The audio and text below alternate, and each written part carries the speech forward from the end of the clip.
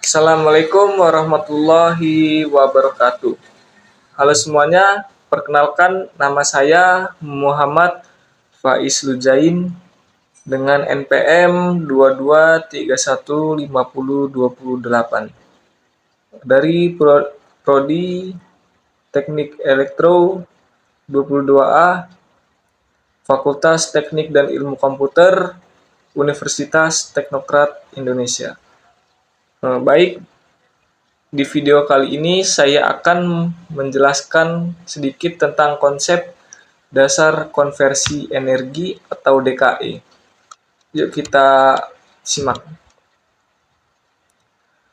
Konversi energi atau energi conversion merupakan perubahan bentuk energi dari yang satu menjadi bentuk energi lain.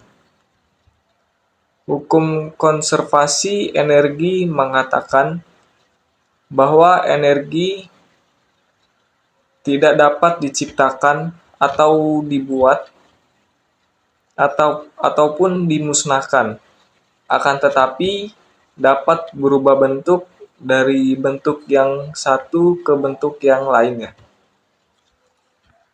Masa revolusi industri yang dimulai dari penemuan mesin uap oleh James Watt ini adalah contoh konversi energi dari energi batu bara menjadi energi gerak mesin uap pada kehidupan sehari-hari. Misalnya, energi listrik diubah menjadi energi cahaya lampu atau panasnya heater, dinginnya AC atau air conditioner, atau menjadi energi gerak, motor listrik, dan lain-lain sebagainya. Pada masa sekarang, memang peranan energi listrik ini sangat cukup luas dan lebih mudah mengkonversi energi listrik ini menjadi bentuk energi lain. Energi listrik sendiri adalah produk konversi energi dari energi lain seperti energi kinetik, air terjun, energi uap atau panas bumi, energi minyak diesel, energi batu bara, dan lain-lain sebagainya. Selanjutnya yaitu klasifikasi dengan jenis-jenis energi. Secara umum, energi yang ada di bumi ini digolongkan atas dua jenis energi, yaitu energi transisional atau transitional energy dan energi tersimpan atau stored energy. Yang pertama yaitu energi transisional. Energi transisional adalah energi yang sedang bergerak yang dapat berpindah melintasi suatu batas sistem. Dan yang kedua, energi tersimpan. Energi tersimpan ialah energi yang mewujudkan sebagai massa, posisi dalam medan gaya yang biasanya dapat dengan mudah dikonversi dalam bentuk energi transisional. Karena belum adanya metode untuk mengklasifikasikan energi yang dapat diterima secara umum, maka dalam bahan ajar energi ini dikelompokkan ke dalam 6 kelompok energi, yaitu yang pertama energi mekanik, yang kedua energi listrik, yang ketiga energi elektromagnetik, yang keempat yaitu energi kimia, yang kelima energi nuklir, dan yang terakhir atau yang keenam adalah energi panas atau thermal. Keenam jenis energi tersebut akan dijelaskan satu persatunya sebagai berikut. Yang pertama ada energi mekanik. Dalam termodinamika, energi mekanik didefinisikan sebagai suatu energi yang dapat digunakan untuk mengangkat suatu benda. Satuan energi mekanik dinyatakan dalam joule atau watt detik untuk energi dan watt untuk gaya. Bentuk transisional dari energi mekanik disebut kerja. Energi mekanik dapat disimpan dalam bentuk energi potensial dan energi kinetik. Energi kinetik adalah energi yang berkaitan dengan massa material tertentu akibat gesekan relatifnya terhadap benda yang lain. Misalnya roda gila atau flywheel. Jadi, energi mekanik adalah suatu bentuk energi yang sangat mudah dan efisien untuk dikonversi menjadi bentuk energi lainnya. Energi kinetik adalah energi yang dimiliki benda karena geraknya. Semakin besar kecepatan benda bergerak, maka makin besar energi kinetiknya, dan semakin besar juga massa benda yang bergerak, makin pula besar energi kinetik yang dimilikinya. Yang kedua yaitu energi listrik. Energi listrik merupakan suatu kemampuan untuk melakukan atau menghasilkan usaha tenaga listrik, atau kemampuan yang diperlukan untuk memindahkan muatan dari satu titik ke titik yang lainnya. Energi listrik ini adalah energi yang berkaitan dengan arus dan berakumulasi elektron yang dinyatakan dalam satuan daya dan waktu, atau watt jam dan kilowatt jam. Bentuk transisional dari jenis tertentu. Energi listrik ini dapat disimpan sebagai energi medan elektrostatik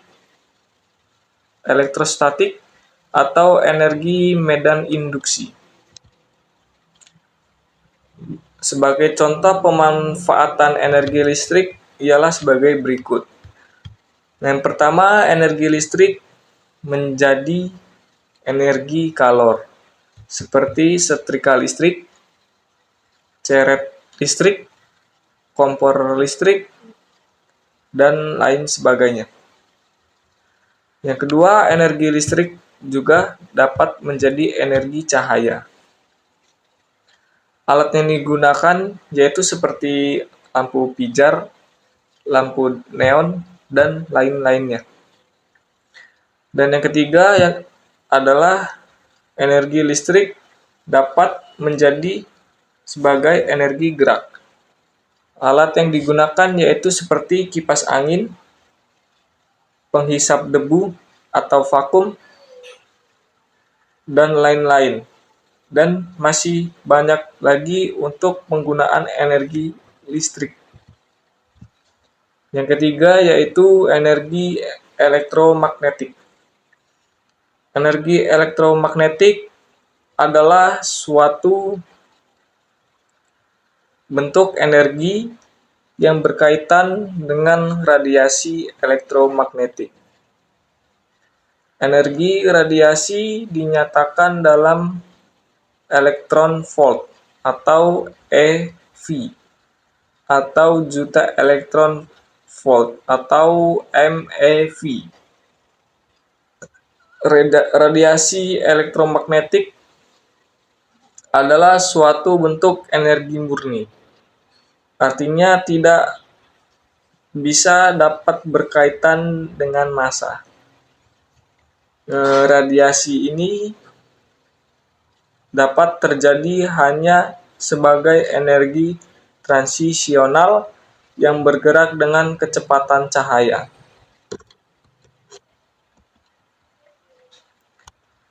Berdasarkan dari sumbernya, bahwa radiasi elektromagnetik dapat dibagi atas beberapa kelas yang berbeda, yaitu seperti sebagai berikut. Yang pertama ada radiasi gamma.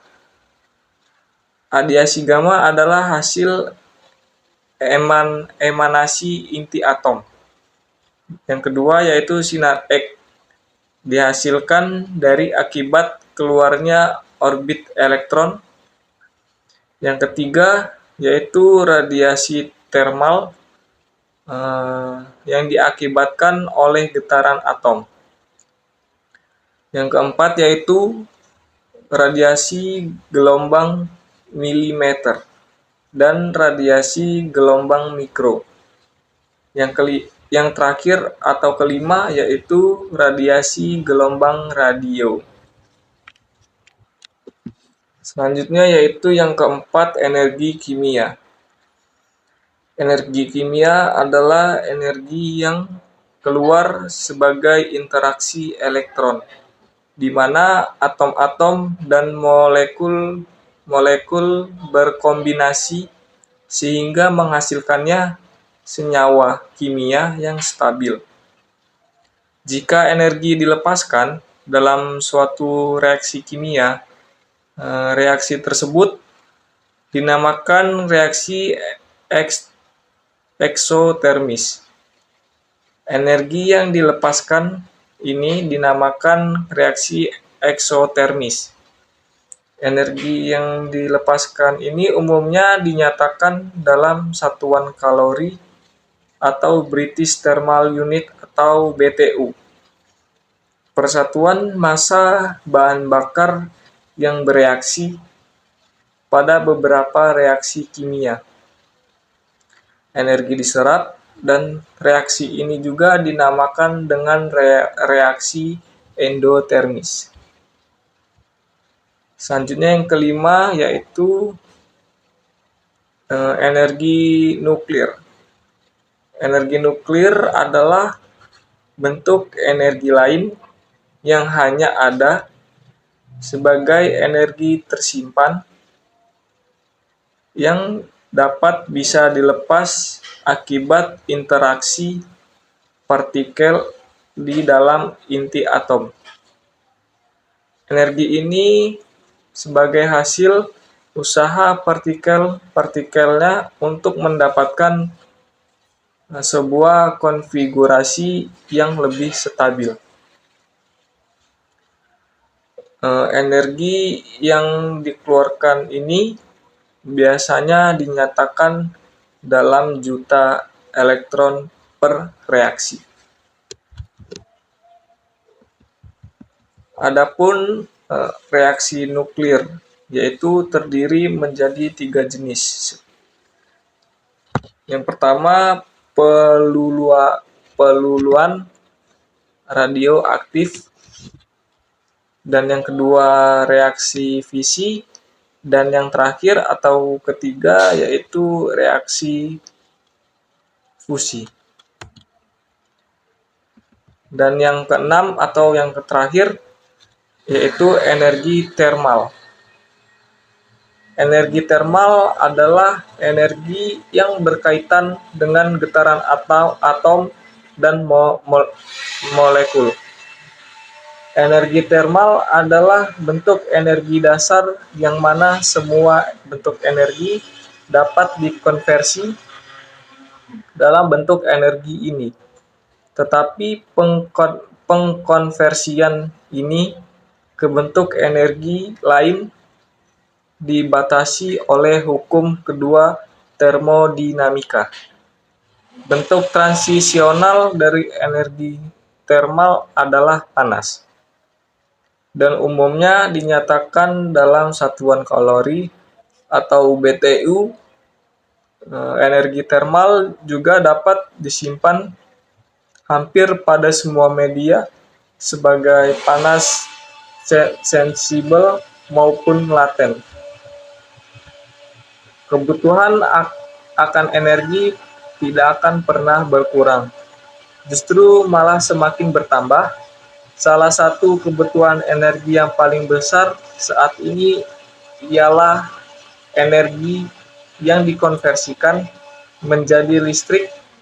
Selain energi penggerak dan energi panas, untuk memenuhi kebutuhan akan energi maka perlu digali sumber-sumber yang disediakan oleh alam. Mungkin cukup sekian presentasi yang dapat saya sampaikan. Jika ada yang membingungkan bisa dapat dipertanyakan di kolom komentar yang ada di bawah. Eh, mohon maaf jika dapat mohon maaf jika saya dapat salah menyampaikan. Saya ucapkan terima kasih. Saya akhiri. Wassalamualaikum warahmatullahi wabarakatuh.